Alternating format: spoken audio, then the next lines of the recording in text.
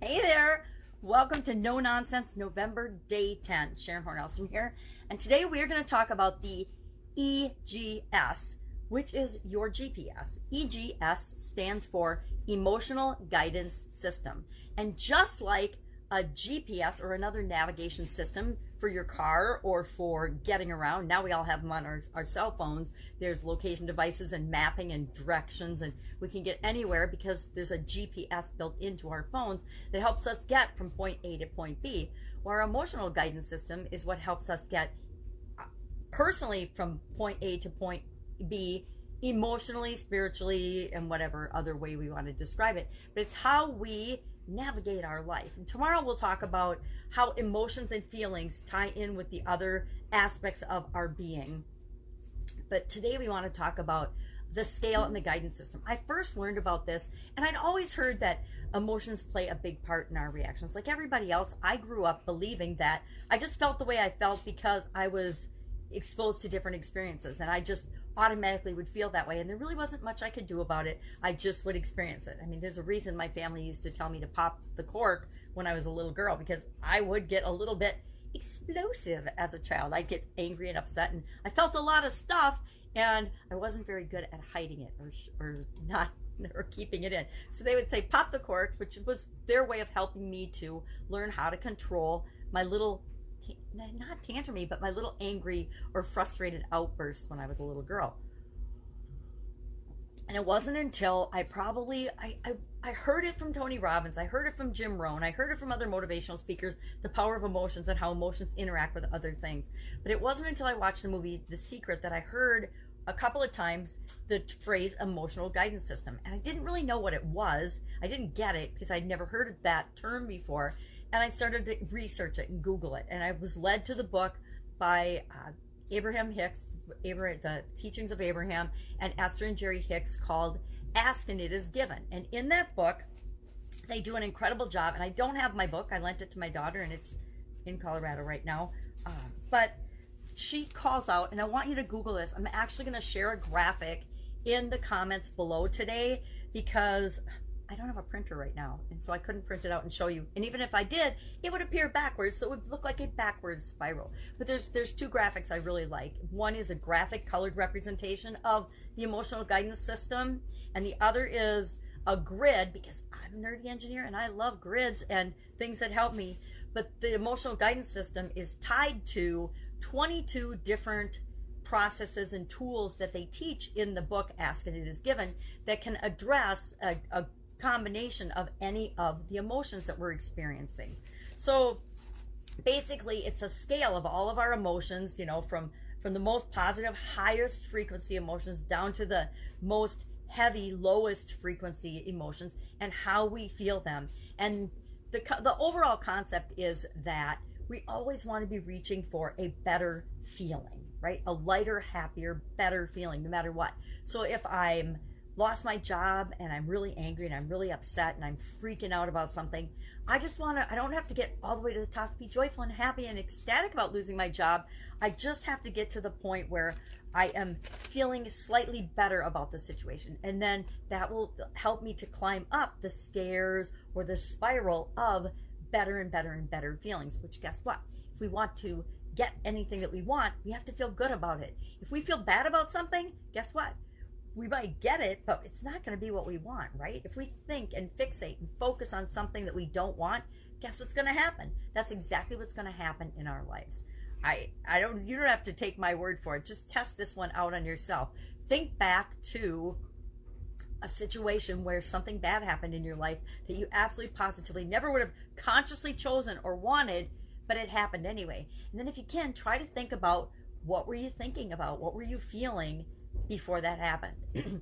The biggest example of this in my particular life, or my personal life, has been in the area of my health. I had a sudden cardiac arrest and literally died about 10 years ago now. And if I did this exercise where I thought, and I didn't reenact, but I went back to and thought about, what was I thinking about? What was I feeling? How was I experiencing my life right before that happened? And guess what? It wasn't pretty, right? I was thinking about all of the things I didn't want. I was thinking that I was overwhelmed.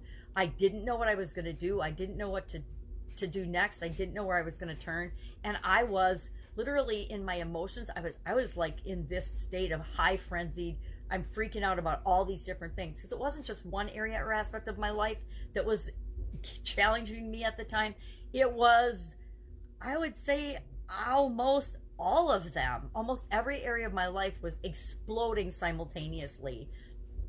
And because of that, I was over and over and over again thinking and believing and feeling just this emergency freaked out state. And that triggered the electric malfunction of my heart and my sudden cardiac arrest. And it could have been gonzo, but luckily I, happened to decide I was going to end or croak right in the middle of a place where the people could help me. There were people that knew CPR, so I'm here talking about it today. So what is this emotional guidance system? Okay, it's just a list. I'm going to show you my handwritten messy version of it and grab a magnifying glass and see if I can see any of it. But there's 7 levels of positive upward spiral emotions, which I find this interesting. And there are 7, 8, 9, 10, 11, 12, 13, 14, 15 and 7 is 22. There's 15 levels of negative, or neutral is 1, or negative emotions. So what does that tell you? It's a lot easier for us as human beings to think and focus on the negative than it is the positive. And so we have to actually intend to be moving ourselves up this ladder and this spiral and this guidance system all the time. So I'm going to share in the comments below, but it goes anywhere. And the reason there's different levels, and there's really more emotions than that, right? You're thinking, all right, well, I feel a lot more than 22 emotions in any given hour, much less are there only 22 emotions. And it's just the way it was broken down by the book Ask and It Is Given. And so everybody's adopted and uses this emotional guidance system scale. And again, the graphics and the things. But what I like best about it, the emotions go from, I can't see them, joy, knowledge, empowerment, freedom, love, and I don't know, I have no idea what it says. Then passion, enthusiasm, positive expectations, belief, optimism, hopefulness, contentment. Those are all considered the lighter positive emotions. Then we go to 8, which is like the switch to the downward spiral. Boredom, pessimism, frustration, irritation, impatience. Boy, I used to live there a lot. Overwhelmment, there I lived a while too. Disappointment, doubt, worry, blame, discouragement, anger, revenge, hatred, rage, jealousy, insecurity, guilt, unworthiness, fear, grief, depression, victim, powerlessness. So at any given moment, we can find ourselves on that scale and we can say, okay, I am worried about this. I am really worried about my kids, or I'm worried about my financial situation because I just, COVID's really impacted my ability to make a living, or my immediate income.